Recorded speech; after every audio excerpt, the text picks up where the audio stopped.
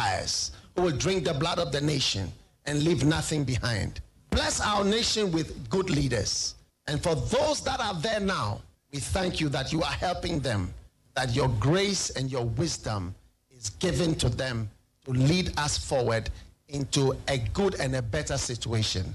We give you thanks for your great wisdom that is now released into this nation.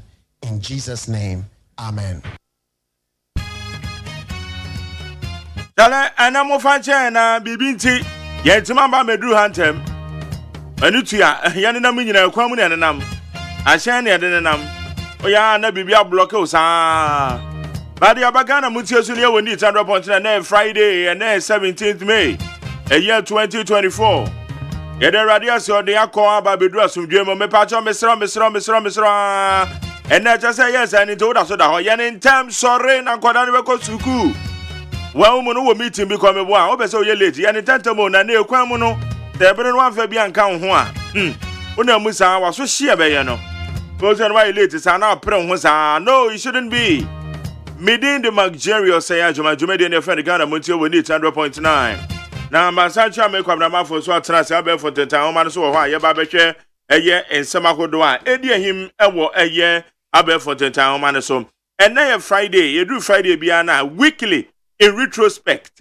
ye bedu nkomo na ensema hodo bebre ne behwe tese adwadifo said o modo ma no atumu kama exchange rate ne level na economy srew as they say ya ne den na etumi abo adwadifo de bia so ye so because adwadifo no mo no wan bo yefo a na ye no ma ye to no so etumi abafo ye behwe ye nsema hodo nso a ekoso o man panyin dada mahama otu franka mendis say obe fight against galamsey with artificial intelligence as a chere saying ejina ne ye behwe Dr. Mahmoud Baumia ono so ebon to an to abonu mu nsem ensema kodo a ode atutudwa ene ye said the opese obeye oman Ghana onamri nyina no ode tudwa ye bebie ne nsema kodo a na wotwe mu ne ntu abono ode atutum north east or ye Savannah region ene the account me ba to ni nyina no so ene anopay ye de bedin komo e wo need 100 points na Yedi asada bema peacefmonline.com, citynewsroom.com, myjournline.com, checkoutghana.com, FMGH, any other relevant news portal. Na say ye komne ye hwe ye nsama hodo na edi ehim ewo abe fontentan homa no so a yembo wura bi mu na ye hwe dia ekọ Cecilia Dapa Saga Domilevo Pebu and others drag Yoko to parliament. Some prominent Ghanaians, including the former Auditor General Daniel Yao Domilevo, have petitioned parliament seeking a bipartisan probe into the conduct of the Economic and Organized Crime Office in its failure to probe the controversial stash of money found in the residence of the former sanitation minister. Abusia enipa beyo ha eti eniye pa. Enipa beyo oha 100.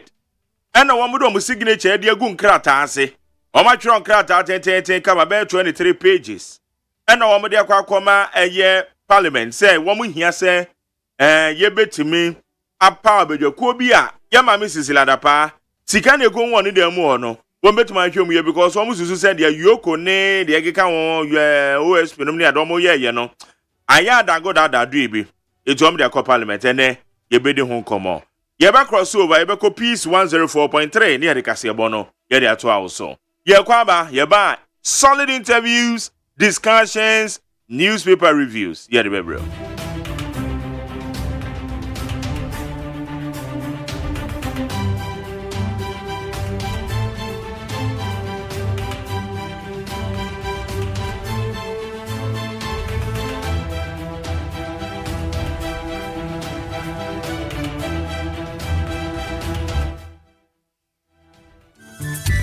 Ghana adeshemama ya mamunyina ache peace 104.3 okay 101.7 need 100.9 yawa ship house abeka junction Accra hello 101.5 FM Kumasi Adum na anopai omena mahodo so sama yensaka na yede ebrem yinsam no de di mu akotire bi nie Dr. Mahmoud Baumia wo tu Franka Diama the New Patriotic Party amanyekuo no e dia to dwanse nyame na dum no obeye mampanyini a oman sika ye de bobra no wobeto so 30 billion Ghana cedis.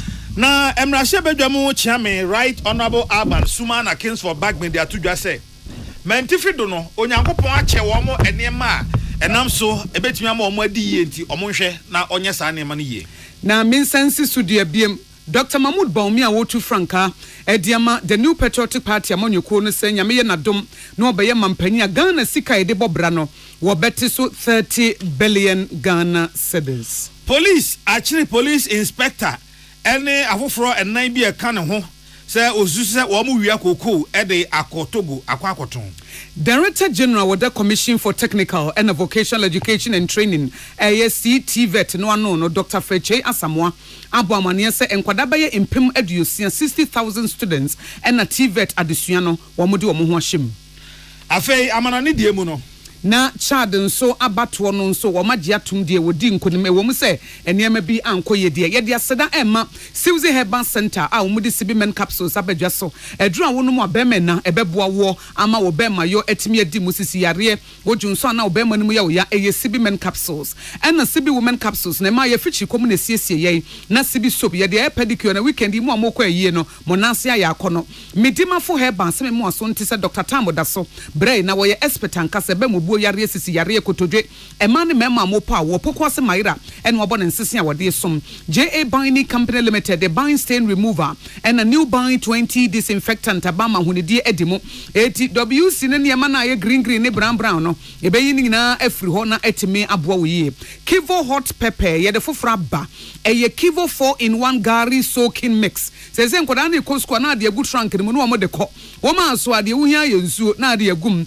esichire wom Gary wom milk wom bibia wom Gary wom bibia wona hosene no eye Kivo 4-in-1 Gary soaking mix the new force team nana kwami bedi akonto nsa fro se bra na se Ghana baby ayeduru ye hia the new force team no mo de sesa papa ne da achia ba wo mo wani swade hu na be ma Ghana edi ye 2024 yi se wo pa monyoko movement bi adomwa eye the new force team Levels Herbal Limited the Levels natural capsules abedwa so eti be me na mibusa wo se premature ejaculation e da so wo ho ana ene de wo hia eye Levels natural capsule fisa kwantuo de wo kwa no akoni ye adwuma nso wo ya na wa ye ni ye ene oba pasa wo nso watenka kọ ama be ma no wo be so mu a wo ntehwe aseti madua de a ene eno nso eye Levels natural capsules eti enu we nyina ya ye de ama warefo ema ene mema Cowbell the new variant eye Vitarich Cowbell no ena ye de ama wo se gibinu mu na wompom de asipia sita vitamins A B9 C D E K ni nyina ewom enti creamy goodness no eye Vitarich aye makapa beverage ni bebi akoko na ade awo no nature say the new Cowbell new variant ni your friend Vital Rich no a yaye mu nketwa na yakese na wona wosene no na First Atlantic Bank say people experience no enu eni enya nwanwa say kan say digital bank of the year ye de ama wo mo so ma na ya akono wo mobile phone no ene wo iPhone 15 Pro Max no ekuta wo no a wo mfa nya hwe no kobia account e wo First Atlantic Bank ne download do na wo mo app no na fa to so na share transactions ahodo a wo de ba yesika wo de call na wo de call business partners ni ade eye people experience eye First Atlantic Bank eye digital bank of the year eti internet banking ni de kanka hu nyina corporate pay ni na no wo betimi e de aye adwuma First Atlantic Bank refreshingly different yani amoti anka anopea kenkan mu yeme nana ya okese ena akosia ago aboaje afensem no enchire mu enie wabo dwabri ewo mentifido na nimpre no suoni ya eye edwadie mu enhyiamu a wode ekire niema hodo a woye edifiri mentifi ene se waka ohubom niema a obetumi aye na se dwabo na so to nsa frem na hyebedwa mu chiame Right Honorable Agban Suma na Kings for Bagman ema okokasa ase o se ene abafu nimdie emfirijuma ho nimdie a aba ewiase nyane no bia de bobra no se mentifi do niema nyankopon de adom wo no nkom de sa abafu nimdie ne bi e ka ho e de aye adwuma enka ehia wo mo da eno nti Wamo Emma any was him here pass a fee necro to any senior ma, the Onyankopon de Adum one ma, a shaman tiffy do hono, obey me the aye, na fe, what they are called German swaka cotton, any sika, and the abomantabno, any ankran grabusia, and wabrabo a hobra. Na Sanya man no say one year woman tiffy do a mantam numini na every Sanya manachira quaya, and Cababua, a mantam no etumbon. Let's be ourselves. We have great value that others will buy into. We in the Parliament of Ghana understands that targeted capacity building and strategic investment are cornerstones of sustainable development. We remain committed to improving and approving policies that empower businesses in the 5 regions to enhance the skills of its workforce and attract both domestic and foreign investors. As we embark on this journey together, let us remain steadfast in our commitment to realizing the vision of a prosperous Ghana. Let us harness the power of collaboration, innovation, and determination to build a future where every individual can thrive and prosper. To the entrepreneurs in the northern part of Ghana, I say this: let this summit be a catalyst for expanding your ambitions. Emra Shebedwamu Chairman Right Honorable Adman Sumana Kinsor Bagman Anna Yetinen kan Esio Abraham Yanjumba or Fila FM Tamale and this Hamani Ebre. Omampenya Bediachi, His Excellency Alaji, Dr. Mahmoud Baumia, one once on to Franca, Ediama, the new patriotic party, Amanyokuno, what in Sembia to just as a Ghana for a Hunumobo, now Omotua Ba Emanadia, any a Bosha, what they Emma Ghana for any say. Wabeshe ama omei sikaye de bobrano wate subeye 30 billion Ghana cedis na de obeye ne se nipa wo mosum wo man no eye asoafo dodo no eno wobete so na wafa nipa beye aduonum pe 50 ministers and deputy ministers no omo aba besom sansam no wakapen a February 7 2024 wode sansam ne etudwa eno asa akosusu dua ewo omeye tififem anasa northern part of the country na ebra woni asofo kukudam ehia ewo northern region no eno obo mani se nipa bebrebusa ne se wo man no sika ye de bobra na edonso ankasa sika ne mu odu eti so obaye mampanyi de na obaye de afa no so mekra makanda dada se sika no ano odin eti de de boye ho bra na mete so kakra anye bia no oman no afene kwa wiye ye niam dodo ayaye no a ye fa ne gross domestic product no mete so baye ohanchemu aduasa na se sika ne be free so baye 3% a ejina ho baye 30 billion Ghana cedis eti wo ye ne sa obetimi asom wo man nti we de eye bohye a Ghana for enunso wodebeye adwuma. I also believe that we need to reduce government expenditure. Government expenditure is high and it doesn't have to be so. It's not everything that government should be trying to do. And I want us to reduce government expenditure and rather allow the private sector to increase their expenditure. When government doesn't spend as much, it doesn't have to borrow as much, and it doesn't have to tax as much.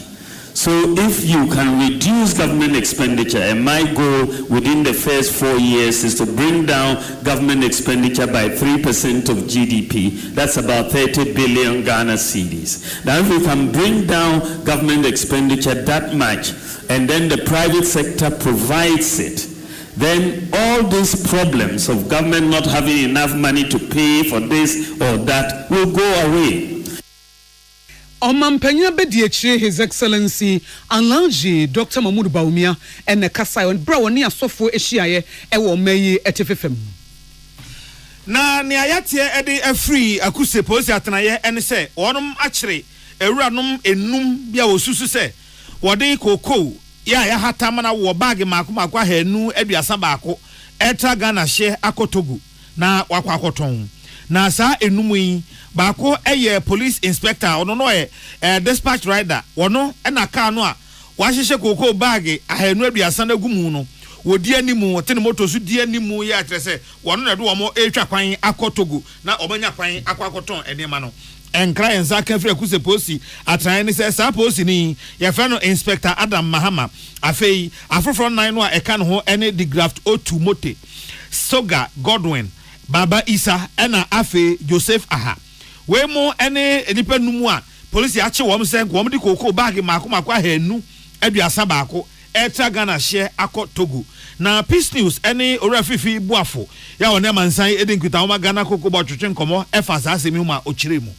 You create an intelligence fully young and say, the pebble a percent or more cuckoo, and if I could say bridge in the so and table, a cuckoo pea to go. If you know my dog, so if you bear you may bear on crown or moon, say, Ben Stracken, a barber saying, almost stop on no fear, says, or movie cities or moons and pepper, almost a man see you, and where you muti, or will be sound master, mammas, or woman, and near my war, Sartrack, by your modia. I check na police inspector. Mahamano, or also BPO. Now, I inspect a media. When you can't be trim or quietness, as or Chesse will be or quietness or will be quietness. If you have a penny at 3 1, or more could be a ma, Coco Moto 231 in the Guma, or more free, a yes to whom tem and over the echo. Then depending on and what police for and say more. If you share and fly and say, a yes, ya day, no, or the court.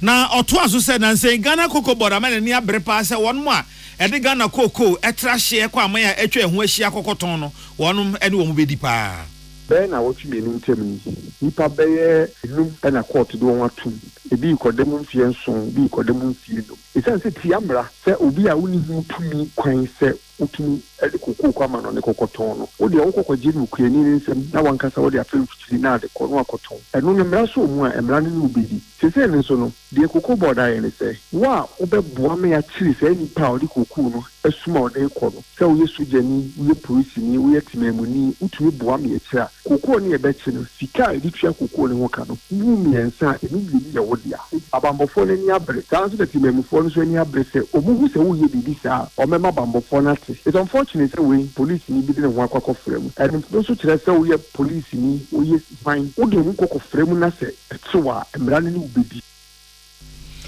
Ora Fifi Buafo ne mansa din kita oma Ghana Cocoa Board oni Elizabeth Jean ena twetwe saa enkomoyi. Director General Naso Kwanchefo Penyina Wada Commission for Technical and Vocational Education and Training Dr. Freche Asamoah Wadia de Sedian to Abantani Ashofo nim se ebranson se eba TVET adesua no ayetete nkwada no emo ma dwenimu ne wo nsa no bibia edimu emo mo ko manimu no a abantan mo wo manige ho pa eti obesese nkwada na BEC wo mo ba bewie no se ebranson ne nkwada no pesuku wo mo bekosoku ntoaso no a secondary school no eya wo mo nhwe se TVET adesua no wo mo mane nkran fi se ne ebra dane na wonso wadane wo ho efi se ensan no adwuma na sese wo bi epe ena Ghana babia ye kɔ ne babia wiase ekɔ no ye pe mo betimi aye bibi nyese wo free school awie no na aba betena fie na ewo wutiri mu nko a na wontimi mfa nye hwe TVET adesua no sa bre abanya sesem wa pagem akade esefata wode ne nyina ama wo mo fi se ɔman ne pese ye nimdifo a wo mo aben a wo mo free school mu a na wo mo ye bibi ama wo mo ho abantan ne nhye ne nso saa na wo mo fo mo ma no enwura sa technical education mu bi na etimi aboa ama nkwada no enya dachepa first new by 14,000 me no can say encross 60,000 plus and a concern adwuma tete and encross na mo kono me 6 any adenti mo ma baso kakra be mo yenya nu baby a pesi edru asoman enti no yenim say there will be any engagement e koso o share industry for mo a wi adwuma obefa na tiwo any e kansemi that means say ensam adwuma ya de a yentimi enya ni said ye na tituo ni nyina ese ko ani ne ekoso boda wu no na yenche awofo se ensame adwuma ene ade a ohwemu a ebua man nyina yensu yentimi nye different me no ka say Ghana university bien we food processing center ba we ko technical institutes mienu a omo nya bi wa ha enti kire se ensame adwuma ade a ekononim na eni ayeti ye Dr. Freche Asamoah wono ne kasai na owie ye na vice chancellor Emma Kumasi Technical University Professor Gabriel Jomo wono nso ekasai also every industry has standards that needs to be set, and these standards should come from the setter skills bodies. So the relevance of the setter skills bodies we need to pay much attention to. So the industry also ultimately bomodiane academia ebi ensawoso no be collaboration. That collaboration needs to be strengthened. Members of the setter skills bodies need to play a key role in terms of ensuring that the mandate of the setter skills bodies are delivered, because So over industry now. Training that is being provided to students or teaching institutions. At the end of the day, we produce the students or the graduates for the industry. So I was also taking interest. And yes, I said you may end up churning out graduates that may not be relevant to the industry. Professor Gabriel Jomo awoye Vice Chancellor ma Kumasi Technical University ene kasaye. Yamane bofo penye 1 cm something kwame nyameche ene diamane boy ebesumye. Utie Kaseboy ewo Peace 104.3, OK 101.7, Neat 100.9. Hello 101.5 FM. Yeni enuanum radio stations are eka ho ye basis here.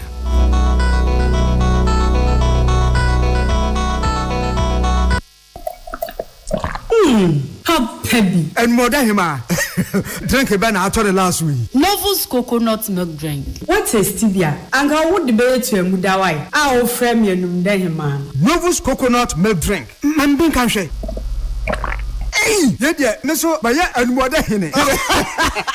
When I was Shahono, can you resist Novus coconut milk drink? Oh, I can't. Yeah, how many John? Novus drink no flavors ni na so no more coconut chunks and them it a go ni more a feeling and no and man ya crash no Novus our different flavors. Original flavor, melon, banana, pineapple, and a mango. Oh, come on.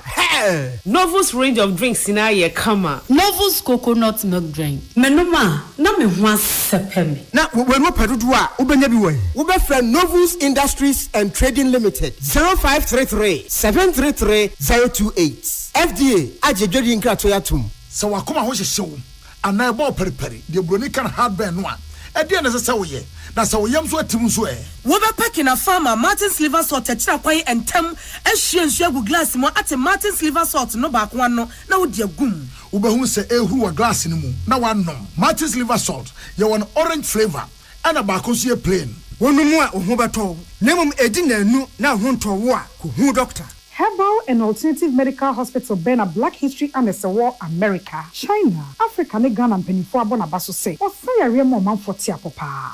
Amin Scientific Hospital. Ayere sabia o won fidie nwaso. Dia woda so a fidie ne kire o yade na no asan so saw yade. Amin expert okwankro yare ho. Won nra no enam. Na wa doctor for and nurse for so. Oh what ma. Amin Scientific at the herbal, homeopathy, naturopathy, and reflexology nyina. Esayade. Sa wona wo pe. Ana yare ne te same pa. Nyame adumunti. Yare expert.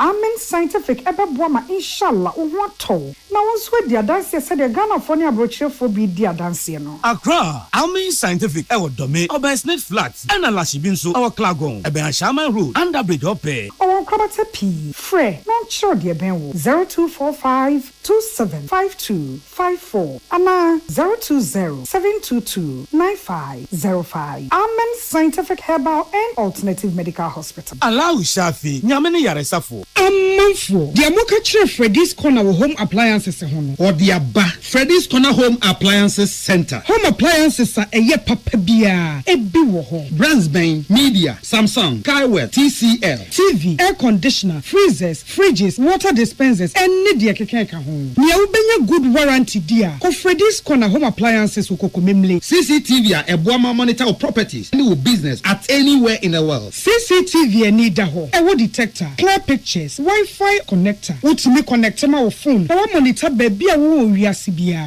Freddy's Corner Home Appliances abeka Freddy's Corner edwosua hodoa or ton phones any home accessories no. Fresh 0544-959195 and 020-7937-323 and now so Brakokomemle City Light in Chehwa. Na yaka discounts any achadia. Ubetiasie. Freddy's Corner. Home of authentic home appliances, phones, and its accessories. Tune it in, turn it up, Peace FM, and rip off the knob. Yeah, Twakasi bonuso ne ababe pie ewo Chad. Bosumi enum ne de tosu ensia ena womo etoaba wo mutu aba ne wie na badwafo ehwa abato so wo Chad wo editu dwa se General Debi Mahamat Debi na edi nkonim na abato no opposition amanyoko anyo mo de se de Ghana ye court from so court na no na Constitutional Council no etna sansam no so wo se abato no nsunsanso no a ekire se ruler ye military ruler na no wo hwe ekire Mahamat Debi no na edi nkonim no wo magia tumprekope eti wonya emma eduosia baako ye ohanchemo eduosia baako eye 61% vote enti enunti wodi nkonim enunti ne rival no ne boso ye prime minister Success Masra no wono nso enya 19% ono na ante ne ho ase na enso sabere ya asem no court no wo mo agia tum se Chad for military ruler no a wono ebaaye no ye ono ene edi tumi no ama no a bato na ntawantawa na entiase enya adwuma no sabere wono ena edi nkonim afi ball Enra Spanish La Liga no matches ni bi etodwa na say ene koko wie Las Palmas ene Real Betis ko etipenko bi a hyemie no Ameria tenafie ema Barcelona hyene ka mienu a wentumi antibie Real Sociedad de Bako Valencia ntumi anti ene Ghana Premier League Nations FC ene Accra Lions de be hyehye so ena afei Serie A no so Fiorentina womo ene Napoli ena de be hyehye so na akutukubo a ewiase nyina ehwe animu eye heavyweight unification bout. Now you can unification bout no any say heavyweight no your divisions mako and 9 IBF, IBC, WBO and WBC. Now honey nyina no a division for fro. A hobby so heavyweight belt edaso ya say ekura obi. Na za heavyweight and 9 Tyson Fury ekura the gypsy your friend the Gypsy King no okura mu baako.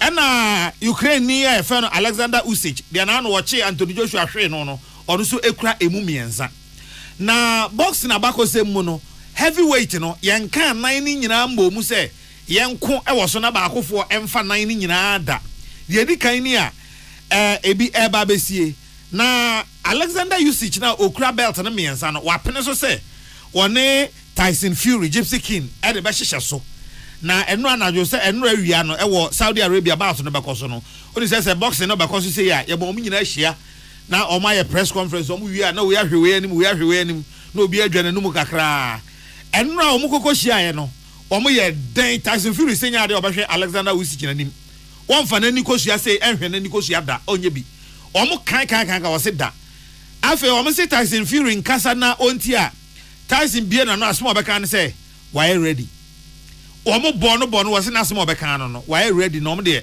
omo ntwen na Saudi Arabia mu no eye memenda okire memni ene omo beko na esanso omo time no why de nanim nti no ene Africa na be no ndu ko no e ho ba bi ena bout no beba so na eye ndokwa wiase nyina ehwe animu pa se Abrante Alexander Usyk kwan ofa so chi Anthony Joshua hwe no e bia na Anthony Joshua no anya ne niam yie ana se bia na Joshua na ho de kofom na the amount of kwaya ye de ne kakra ne say Tyson Fury no wokoye no obi amo no da Gypsy King ne ho den pa na obo so out mu say yes be ma na abo wo no wakoa medu ba bi no so obi antimi ne no nko biom enti wajai akuturukuru kra wo mbo bio e no okoko tena fie na okoko tena fie kakra na Abrante Usyk be che Anthony Joshua hwe no e no se da bi e no so be che Alexander Usyk no na wahwe ni bi na fe waje belt and 9 ni nyina IBF IBC WBO and WBC no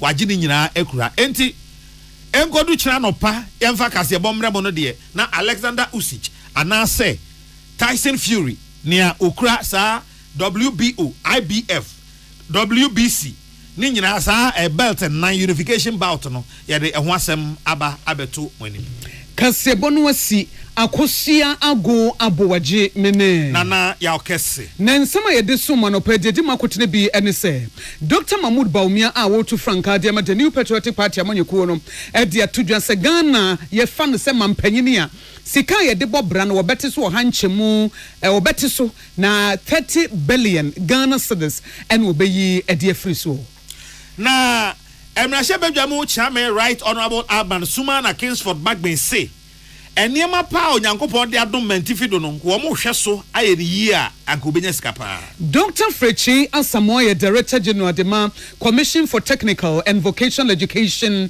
and Training. What the atu abantani ahwefo nim se TVET no adesua na eye panting kwada na be wie BEC no mo fa school no a na mo de kwada na ba training school mu ho ne atete kwada no na o matimi agina o mo na so. Ghana Cocoa Board ene posi omani da ho a wo ye enti wa kire nipa num ya police inspector ka ho a wo susu se anko omode Ghana Cocoa bag ahenu aduasa baako etrahye akotogu akwakoton.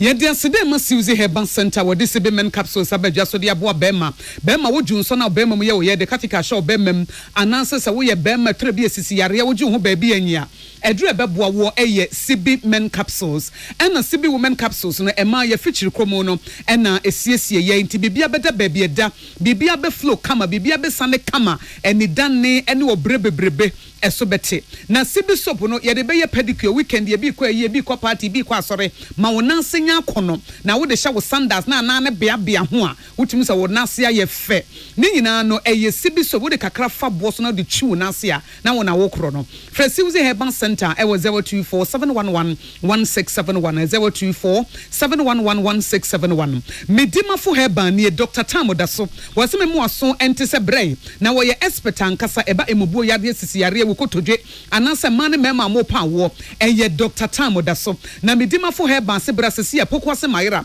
ene wo bone nsese a wo somo ayaresa papa empomdi ayaresa ejina na so ena Dr. Tamoda so de somwo enti fan wo 0244-774-4282 eye 0244-774-282 maminka biem 0244-774-282 JA Binding Company Limited the buying stain remover and a new buy 20 disinfectant aba ede boa ahonidie enti mame musa wo sa water closet no emuti say ena e form ho no germs and bacteria agye aboso ana de wo hia eye buying stain remover ena fenso new buy 20 disinfectant wo de kakra gu nsuom na afa ma obo no a wo di bo mu ana form wo de apepa nkoda ne di agro na wo nsa tofo ma woni hawo efisa wa ma honidie agya na so enti buying stain remover and a new buying 20 disinfectant eno ene de ye adwuma mo sa hodo nyina wo benya bia to ne mom sa wo pedodo atua na wa free JA Company Limited JA Binding Company Limited that was 024-310-4883 024-310-4883 Kivo hot pepper woma dan womo te sabosoma kotre wo de Kivo 4-in-1 Gary soakings no womo de aba eti nkoda na ikosku anase numre wuduru fie na wo pe bibi kakra bie de mu ofunye kutua woma Kivo 4-in-1 Gary soaking mix no so a enkatie wom esichire wom maku wom Gary wom eye crunchy na wudi egu nsom eno ano no womo atere so na wo sesegu wanum na wo wenso edan kasa enkoda na ikosku nso na wudi bia ma wo we eye Kivo 4-in-1 Gary soaking mix the new phone steam nana kwami bedi akonto nsafro sebra na afidi ye ni abre yesesem one ye de call the new phone steam no eno ni movement aba Ghana for bochi ne trada ede wo ho ahyemu the new phone steam bre na ye ne wo nko nakrana Levels Herbal Limited and the Levels Natural Capsules abedwa so a ye de bo ema ne mema empaso agudie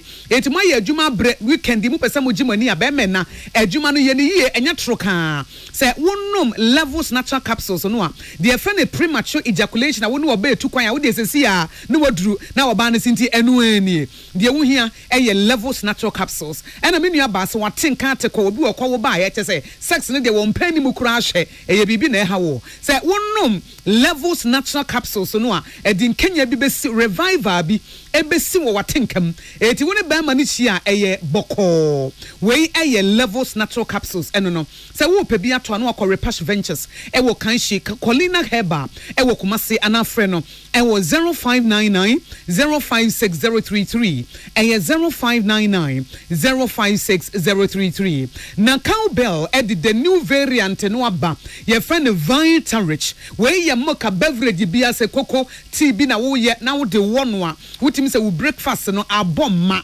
eye vital rich eye cowbell milk nso de wo bia nim se ekoyi ankasa anopa enkoda ne beko suku a eye cowbell milk wonso wo kwa adwuma a eye cowbell milk entinya bi efise vitamins ahodo a wo hia vitamins A B9 C D E K ne nyina ebi wo mu a ye bia nketwa ne akese a creamy goodness ena eye adwuma the new variant no e de aba eye cowbell milk no eno ene betimi aboa wo na First Atlantic Bank digital bank of the year fa ohobedom ye na people experience no aye de aikoyi ankasa wo manfo a wo makobi account wo First Atlantic Bank no edi adanse se wotimi ye transactions ni nyina wo mobile phone so wanhwa bank kura wontu na ensi ho bibia bekoso wano sika bia wo hia bia obenya ntente mabasa hare so mrikatente we aye First Atlantic Bank internet banking corporate pay ene de kanka ho master na visa cards ni nyina no wo mo edi ye adwuma wo banking needs nyina no ye be solve e de amount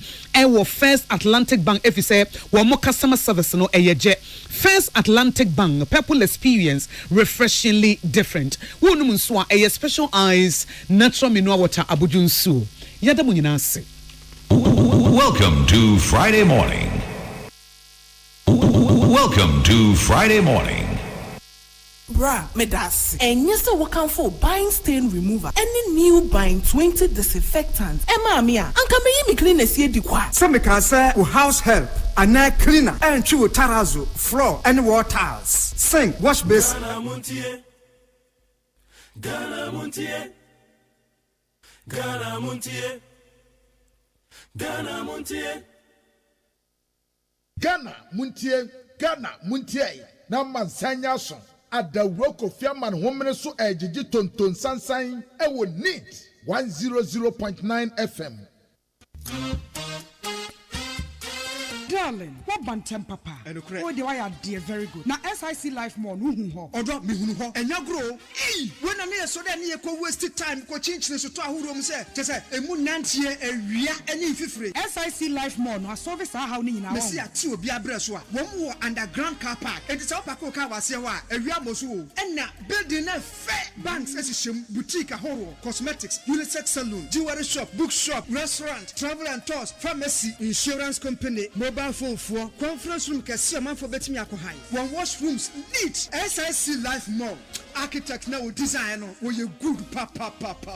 Yes, so am we lift any escalator nyina wo ho no kra and one standby generators until we being car lift him say doom so near bia na Accra fa pati no mo wo Accra Central SIC Life Mall Ben Presby Church no enya yira kwan kra SIC Life Mall bibia wo ho the family ni nyina akwa shopping.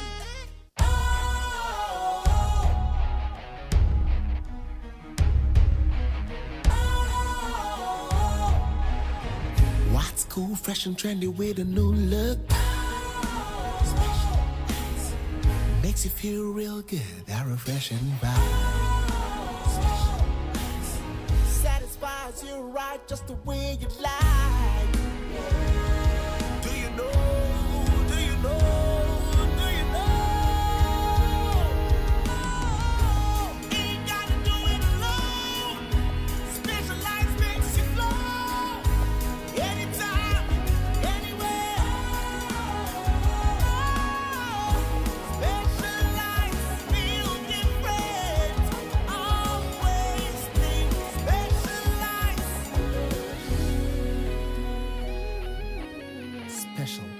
Natural mineral water. Feel different. Think special. This advertisement has been vetted and approved by the FDA.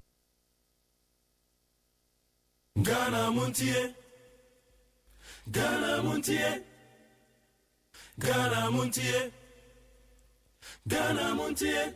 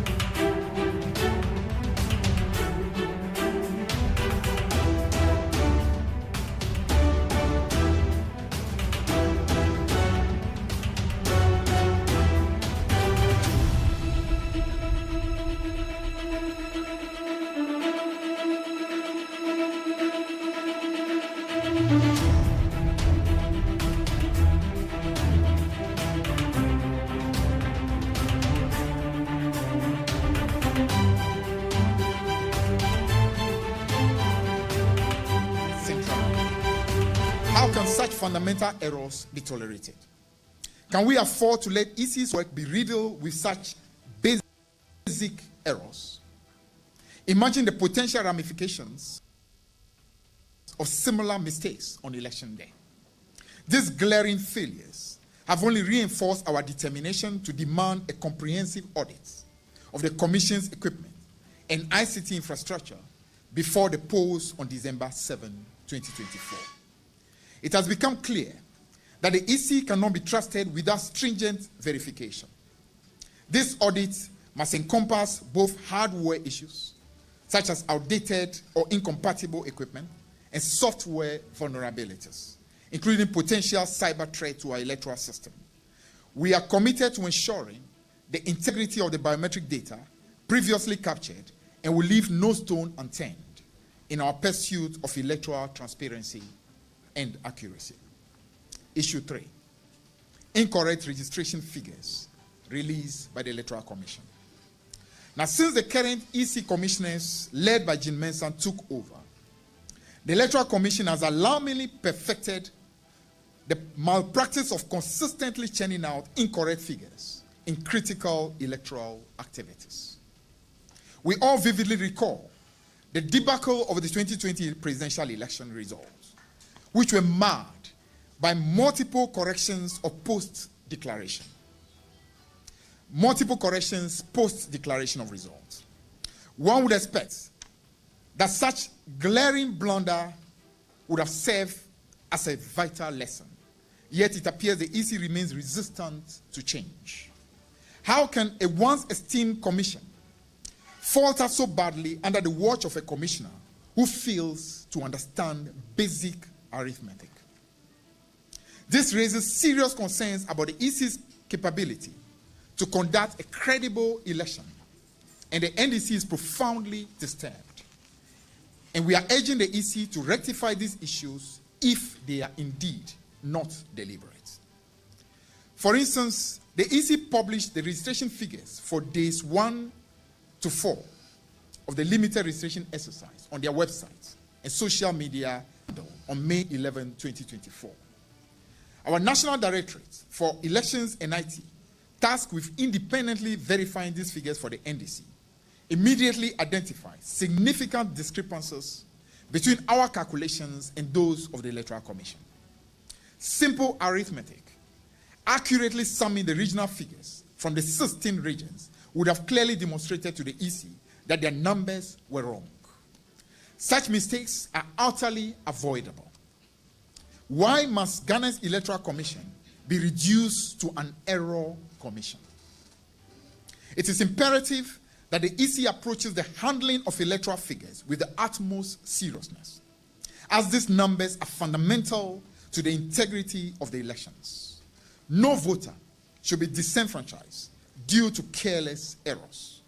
The EC must distance itself from any intentions of rigging and be warned. Any attempt to undermine the electoral process will be rigorously challenged and exposed. On May 12, 2024, the Electoral Commission issued a press statement acknowledging erroneous figures previously released and attempted corrections. However, they claim the total number of registered voters over the 4 days remain unchanged. This situation exemplifies what we term transpositional rigging of elections, where figures are shuffled between categories without affecting the overall total. The assertion by the EC that these errors in regional figures did not impact the total count is patently misleading. Upon scrutinizing their so-called corrected figures, posted on May 12, 2024, another layer of startling errors was uncovered. Initially, we pointed out only a fraction of the errors for the EC to reassess their data. Intriguingly, they corrected only those specific discrepancies we highlighted, without conducting a thorough review of all other figures. It will astonish you, ladies and gentlemen, to learn that even their revised figures are still riddled with errors and need further corrections. For instance, in the OT region, the day 2 figure of 578 was erroneously swapped with the threes figure of 1,515. If these figures are realigned correctly, the two's national total should be 18,330 and not 19,267. The three's total should be 49,553, not 48,616. Similarly, the three figure for Bono East, as stated in their corrected data, is 771. But this is totally wrong. Bono East recorded 2,252 per hour data. This figure will affect the total registered voters of 5,118 for Bono East for the 4 days as stated by the EC. Indeed, the total should rather be 6,599, thereby leading to a grand total of 144,495 and not the 143,014 as put out by Dr. Bosman Asari in his press conference on the 12th May 2024. Now, members of the press, if EC officers are comfortably seated, if EC officers who are comfortably seated in air-conditioned offices in Accra can commit such elementary errors, what can we then expect at the polling stations on December 7th? Such dubious behavior from the EC could destabilize our democracy if left unchecked. Imagine the potential chaos on December 7, 2024, if the EC continues to release incorrect figures. What will be the security implications of their actions?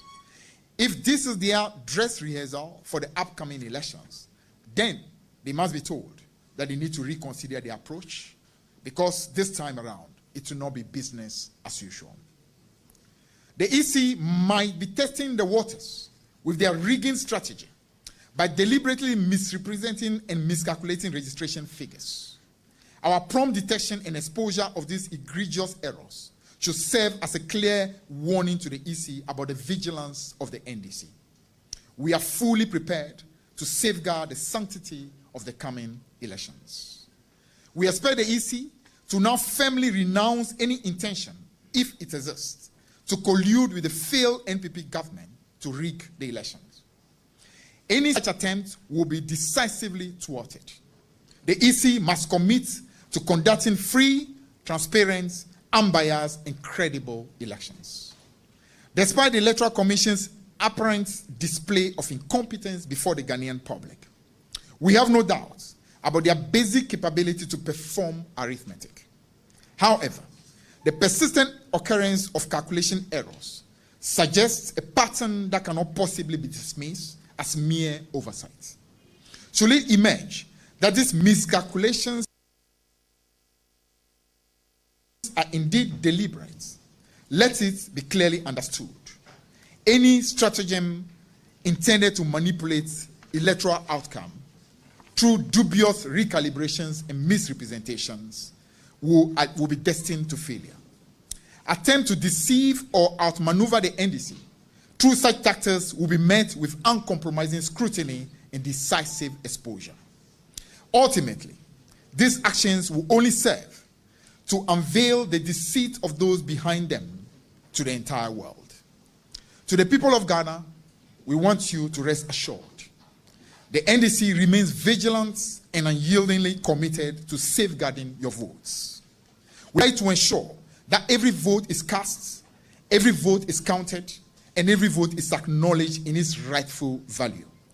We urge the EC to promptly rectify the inaccuracies in the data release on May 12, 2024.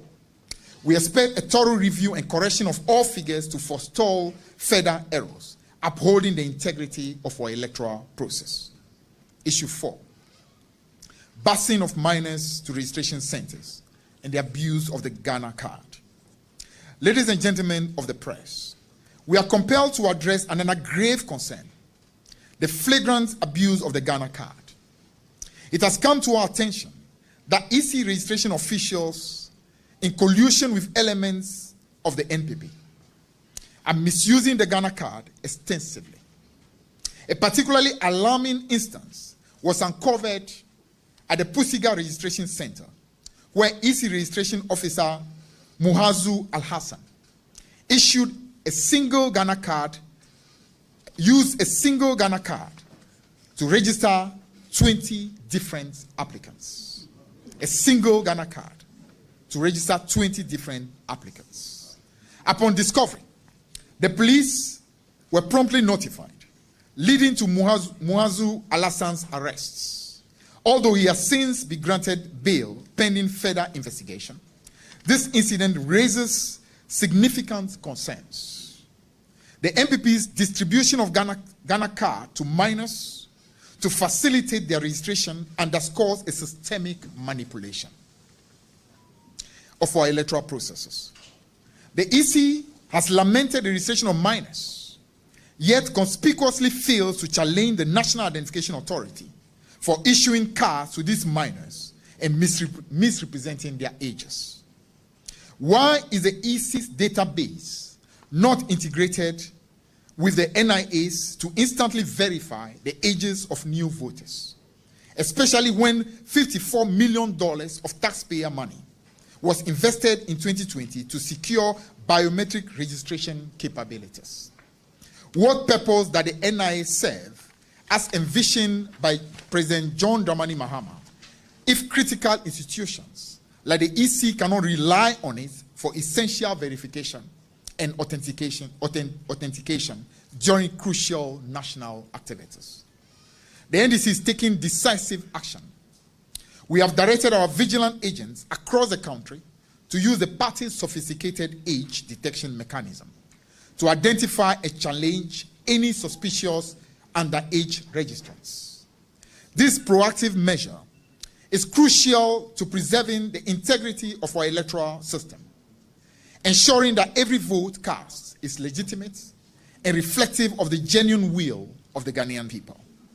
We remain committed to safeguarding our democracy against all forms of electoral malpractice.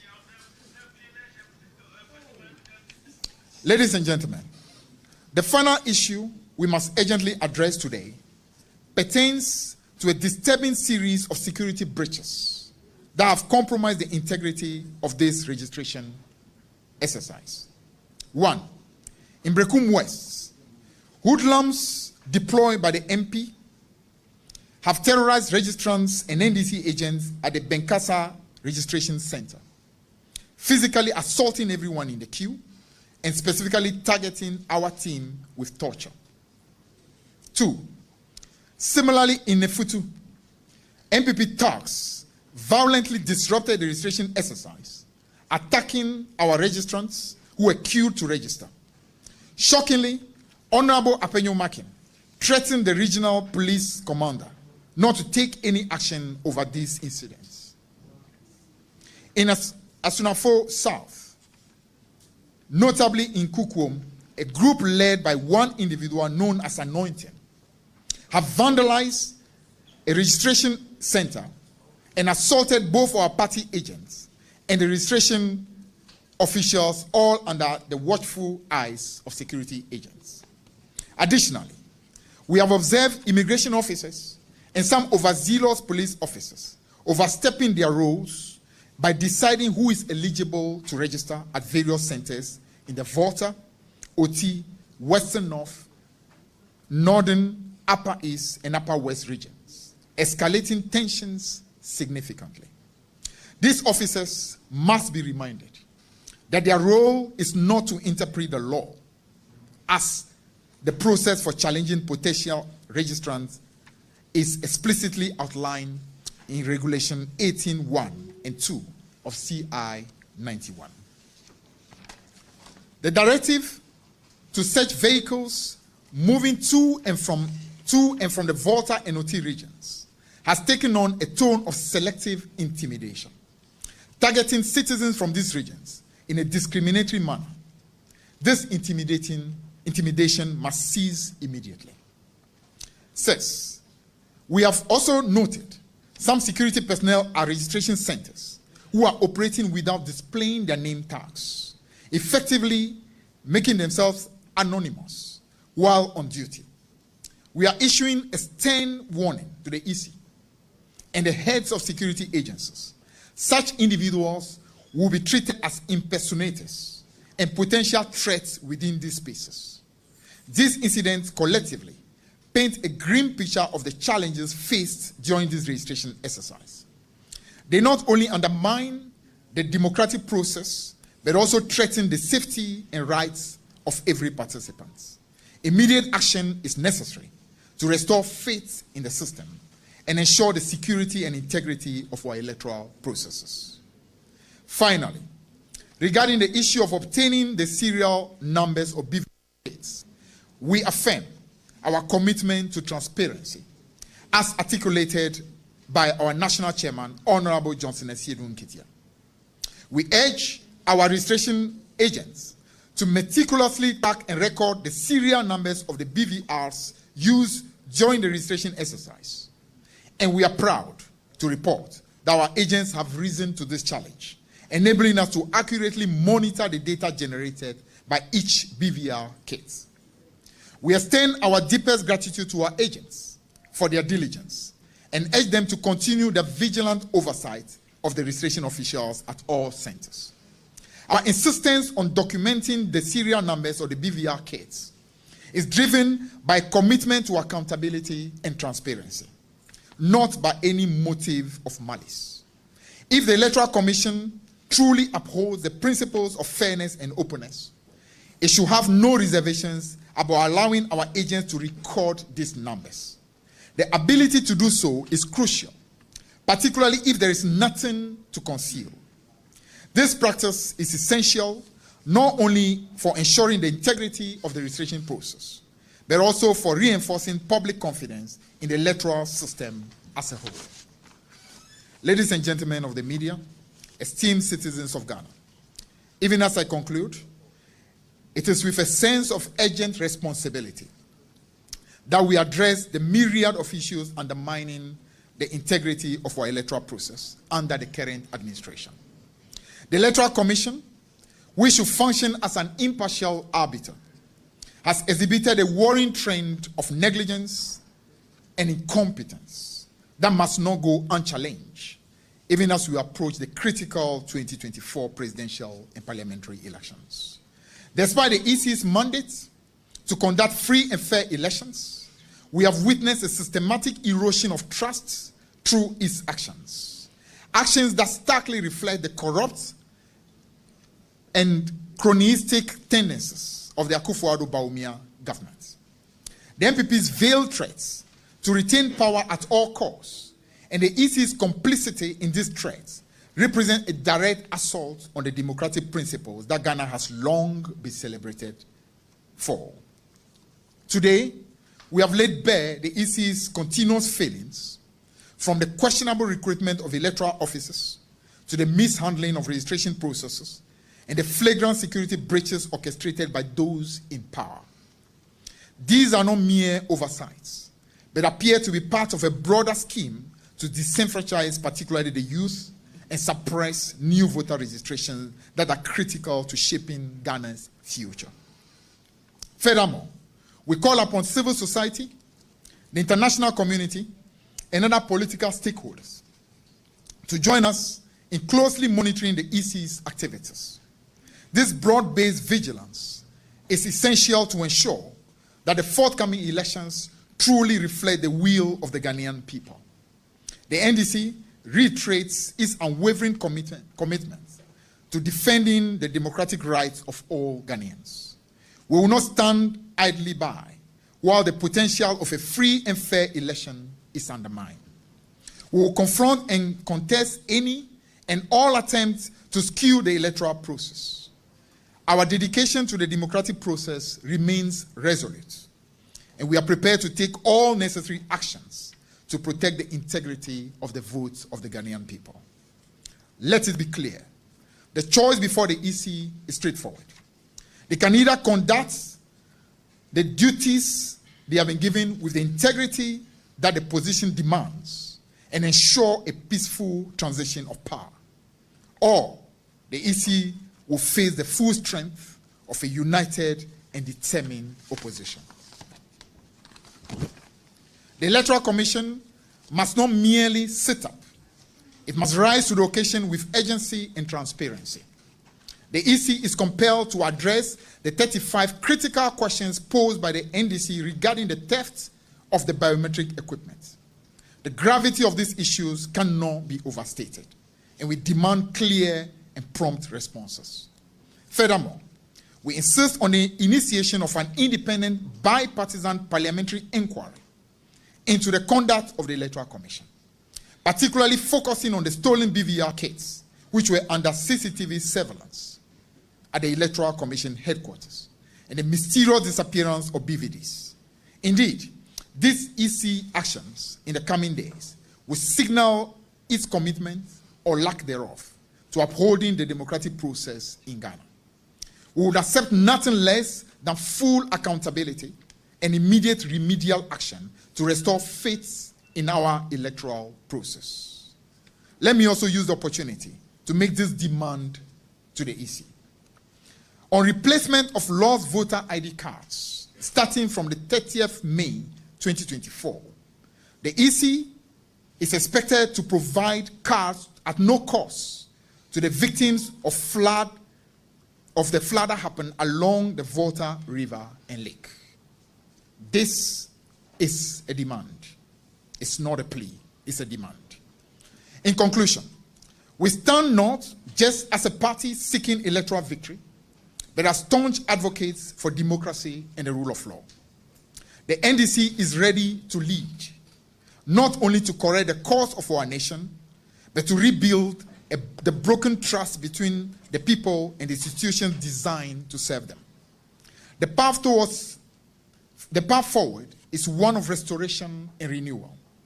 And together with the vigilance and support of the Ghanaian people, would ensure that the future of Ghana is secured in the hands of leaders who truly represent their interests and their aspirations. Thank you very much, ladies and gentlemen, for your attention. And together, let us safeguard the sanctity of our electoral process and ensure a vibrant democratic future for our country. Thank you.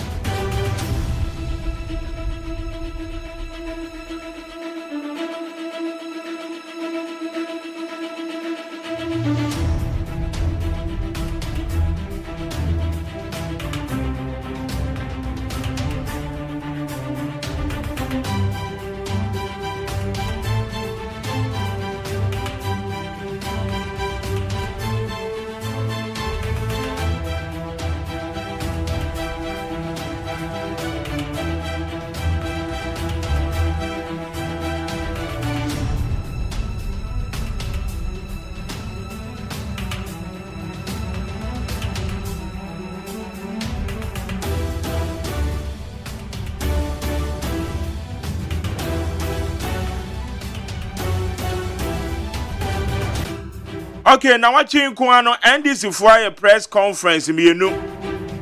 Press conference and so a kuku dam no nekasa ye. Edi kan ayo ura sedun ketia ye ne press conference. And na ono ne the national chairman of the NDC and a general secretary or ye the chief scribe.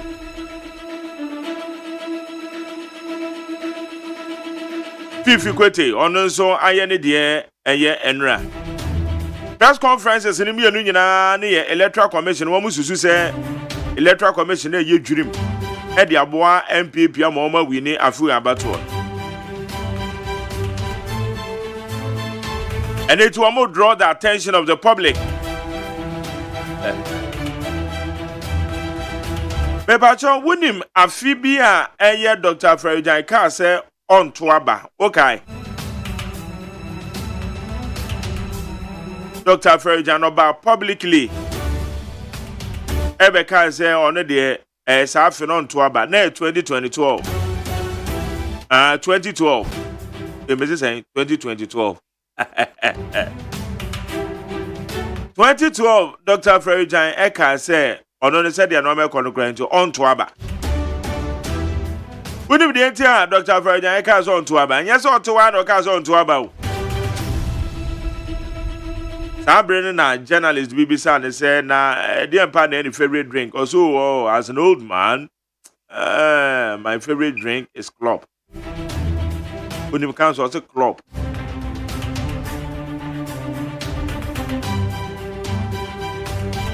When the entire Dr. Frederick Eka on to aba. And after Sabrina, opposition for no more MPP for why no more than a fasono.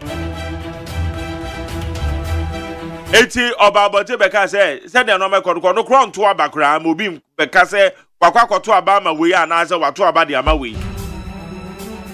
Eti Dr. Frederick 2012 elections one to aba.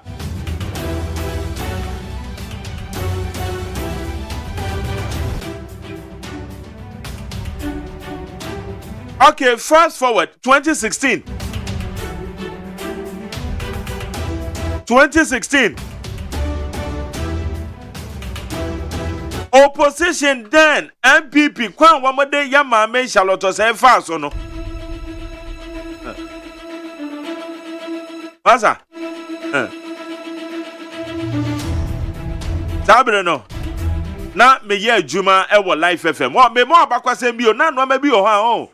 Ye twamfoni ana amanyo sade manya ne keko. Masa bie wadwi mu.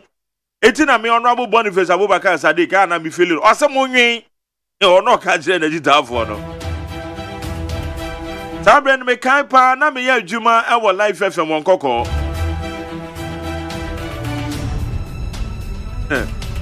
Emma me koka say, "Hey, 90 ya ma me Charlotte say iti de abi before mo ye ni."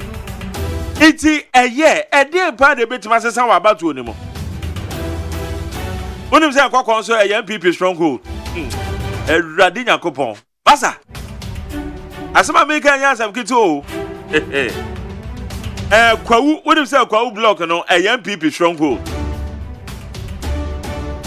MPP 4 kwan yan wo de me fa so e wo kwawu block de so no. Sa ade nti na makwa radio so. Akwa kasa MPP 4 tata Charlotte say. Ya kasa meje mu ho jena. Ene abawa sa abawa no kwaje so baba be madam for. Ote wuduru nkoko aye obabi o ye fro wo kwakudwira. Sa kwakudwira no madam for pa e wo guest house wo ho. Francus. Is it Francus what one na no po on se do Francus e free. Etina abawa no te Francus the guest house no echire wo pe. No young people one more strong ladies in bi pa wo kwawu. Abawa ne sheda begina me kan ho. E de kokromoti e di matem me bra me te me kan mu. Hey! Adan ya me makwakoka se MPP for tata Charlotte say. Eya se get to Charlie. Ete somebody boy, I say somebody boy ha na just say a chair now they say there.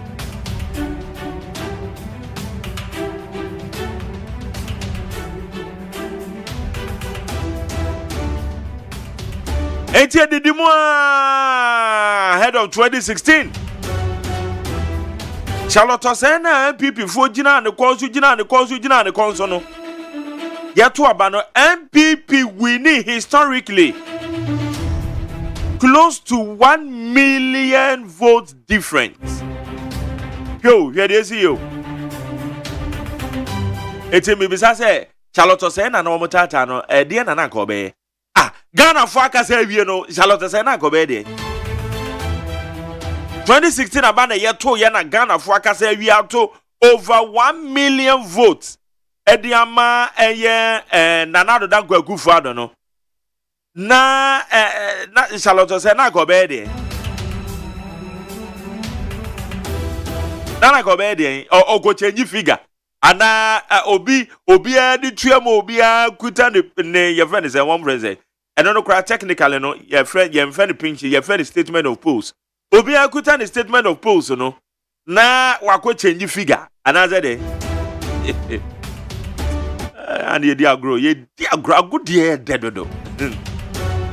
Anyway, now fast forward. Now what you quite this for a press conference, you know. One of the good James and electoral commissions. I then almost to say electoral commission MPP. One more ye kuntuna send one maybe. Just almost the baby Giabatun.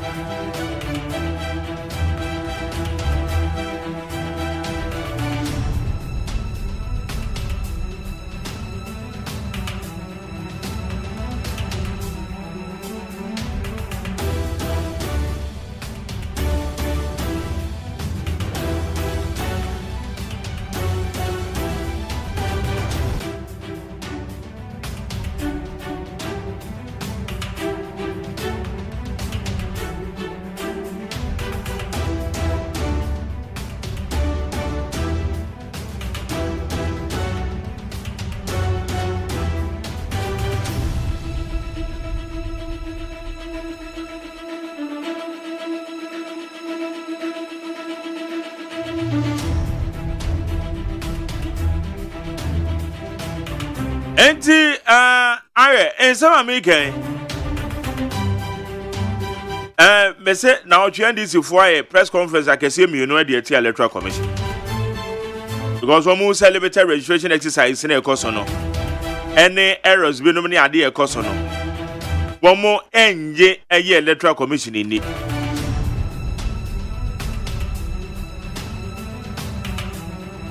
Mensam na meka ye ahead of year 2012 about Dr. Freja Ebre ene year 2016 about no ehwa na mijina ehwa maza ehwa na mijina asa about obi ni na nye press conferences me can do any plane but me count up the matter me I don't give a damn about one press conference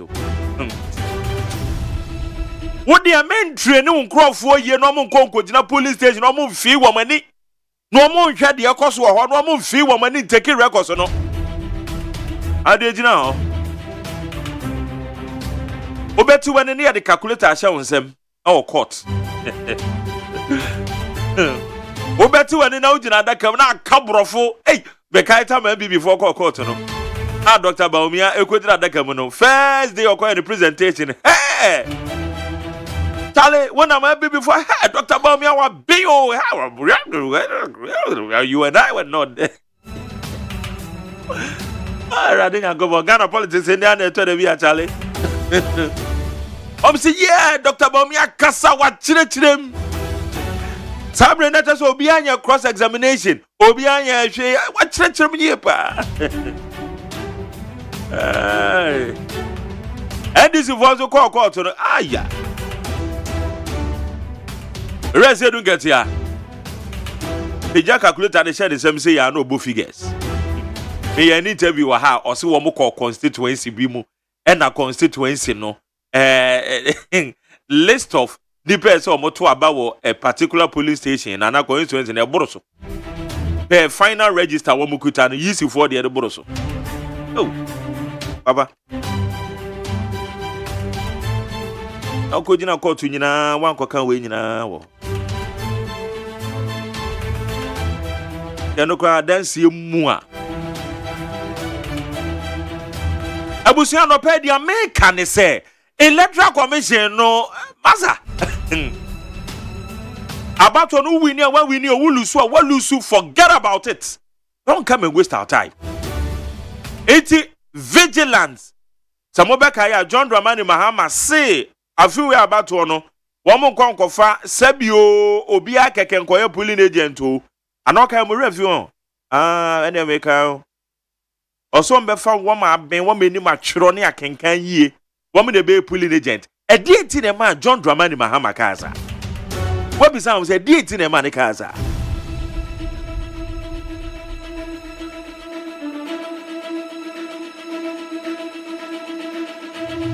so be sound was a question if you are now the answer na bro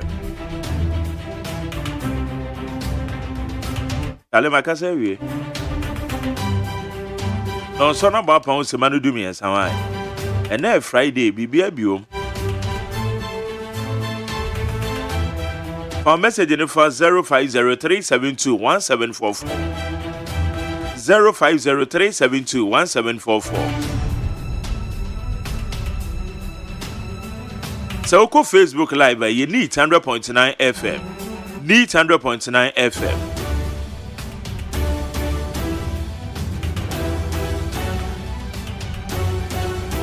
Amansancha me kwabra mafo atenase. Mama me mo ache. And then you try your phone in Sukra, one man might go for interview. Ah, and now, we'll give me the day. Zuma. Zuma make a kako 600. But when I'm say, another in Sionoa. It's on a toy. Yeah. And then, maybe I had you. My Jerry, a bean seed that say, a wire back from say, is it SCC? SCC on SCC. Yeah. And they call West Hills Mall. West Hills. I would say in Shiota, me name Odo, me name Circle, and me name Malam. But SCC what dear? A bear say, me name Sebia, Ibia Sida, and I mean Nimua. But media, Afladia say, can't mean cocan to me, mad dear. Where your first time were, Mehuno. Unse, a flood, unse as a flood bar, and so tona and soon you on me idea. And then a kakaka say, I couldn't even increase you. Yeah. So, yeah. 1 year Bibia from one. A beckos until one day. Oh, what's that? The one say, I've been a jeans more. Sanity. My dear one said last week, Nameka. The Ekosu Kenya, Brazil, Dubai, and Miami, I would be a catcher will say. Yet the answer, yet the no, a bejinsem. We cried ye a titbit. Na mebo Matthew for Abaso, Ghana Meteorological Agency. Omo aya dear pa because enra dear. Omo boy a coco. Enna coco bonwa omo boy and so. Ebre no a wo mo say ye no apɛ na nsuo no start wo mo say wo mo ka say 11 ba woni menra no na ma for 2 omo ka 2 mo 2 o'clock anti na nye 11 then ya de na krofo bi wo mo ka 11 no wo mo 11 no wo mo ka 11 enti na so kra ma krofo ka say krofo mo ka say nsuo beto na nsuo ya nto na nsuo na nto but kwabena ye nka say nsuo beto a metuofo be forecast no yeah ewiam sakra na ye nyankopon na control yeah metuofo no de eye nimdie bi ni wo mfidie bi no ne ade na etime bua wo mo yeah ma wo timi forecast anything ye frɛ no forecast but na ye ka forecast nya say me kan ya na asio but Jerry say omo ka 11 na omo ka 11 na me did say omo you right because baby wo hono a start 11 no your but and cry has say mom na start late afternoon no good but Kofodia and Volta Central me bia ni bi wo ho time ne de womunya ni ye but enkran ha but all the same the omu katre ye no ebe mu womu katre say nsuo bi ba yes ye nya hwe yi ye na ye ho so enti enra de ajere womu anu womu free enkran ede ko central senipa ne ko kasoa okobudumburam oko apam okowini bo ko mankasim ko kepko so womu akota kura de oh my goodness. Na asase obi a pake because can want to mean fancy on monko. And Magdari, for how long? How long? Where you no one sending that traffic in Kwe Bank right? Omu kofie and see a shibi and nipa kwa him. Nipa kwa unyenye mu pa in fact dano na me ka say MMDCs no bebre modern bono and so many omunya proactive baby a BBC aseso omutu ho na montem no omuntu SCC wono ma jere wan se gota kase bi da ho gota no asi se ena yes ena anu de na esi wo aya etesi wo barrier ho no en wota okodu anu we in America ga north ehoya ga north wo sechim ho no yes honorable setim me bo wabaso esanse anamontu a wotu ye no ka ho ema flood no ana eba wo barrier ho no sisi ade ntisa first no a eswate na ka nko ka ama no onse gota no ana da ho no majari da na no mu ti gota no mu no wutina wanka hu bejire emrate no mu ti mu no nso ade o unse wo mu ra ekwan na se filling station na se ye kono enyi wo mu ananka menim se ekwan da bridge na se onse bridge na si kwabra yeso to de bia erade majari wonim ni omo yi wom enti adenti na ya ye gata esa na me bi say wonim ni omo yi no mo mba yi wom de se wa dia majari fridge ni ade nyina hyehyase o deep freezer akase no ena nsu atwe akwase ho ana asai omuyi deep freezers ne fridges be 15 wo ho ne nyina atoki na ayama enti nsuo no tantumi nko ena oye ya no mu team wanti barrier there is not the best but so far so good na kwamna dia mi bisa ne se gata na omoko team enti ya yesa ye friend say gata yi e dia to ekwan yase unse na ma kokko PMC school mu ho no yes the school bi na won won say the simple Silicon Valley no the cost silicon the cost silicon ho no silicon and am rantie she gata na say yes eti yentimi anye your friend is saying exit point bi ana say binim say do me friend there bi ye be bia that bi no yesusu say gata ni mu si ye bie so wa ha na kalipa na fa awram that's what betima no wetin because ye ni afidi a etimi blow gatem and na ya na atumu sa just like that emrata ni bre yeah emrata ni bre papa because hwe ohyew wo me de kane akra so na ewura mu yes hwe ohyew ni esumu a ewo eye sa kwan na se asem ni na dawuruma wama eti eno so sa aboa ya won se nka musu ho no nka ka nkoka ama ena mfimfini no nso nka ka nkoka ama but watumi aboa yen mesre ne se na dawuruma se asamre nu benya ska omun sama omun kotimu bio asamre nu benya ska won sama omun kotimu bio nanka emu no enya yi kakra ne kwan no a efiri asofa ko no an office won de ebe me se me bom paye se nya me moa no na sa kwan no de wontumi nye ansa na yatoaba because ewa ne alternative wa obi atumi fa wo but kwan no so enye enti eya desere de onabo se wotumi aye kwan no pa ebia ne sa mebo abaso me se wo wa breso ena wo bedi MC ya ofanko bari ensuo to ya enyira mfa yen enya the best but it's not bad why ya de enipa utu wo mu free kwan no nyina sanya politicians ya enka sese wanum da ho pro kama enso water friend to me ansa bejema na fra kokwantiwa sama umrantie ni nkotim afei SCC honom no MC ya wo ho menim se ho ne ye that odam ye ho ne ye ayiben municipality be ya SCC hono West Hills Mall side no MC ya wo ho enra de se na wo ho pa de a nka wo si wutrase ka wo si wutrase because enye wejagbawe o ehọ ye min nim ne yie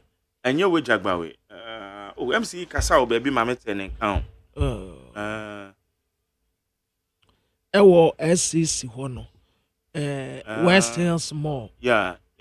Ede kwa de ko kaso atobutu no ho no. Ewo onse udu kaso atobutu no emu che ehie bi da ho. Ba ni nyina wo efri SCC kwa kosi ho no. Ewo ni nyina. On say baby a ye ka ho asem ene nansa no ekwan ni si ya passenger fo ne nante ye no. Ewo kra de na ka mfa ho dada. Nti eho de na hwasi ena enra nso esa togu so. Nti eho de eye west.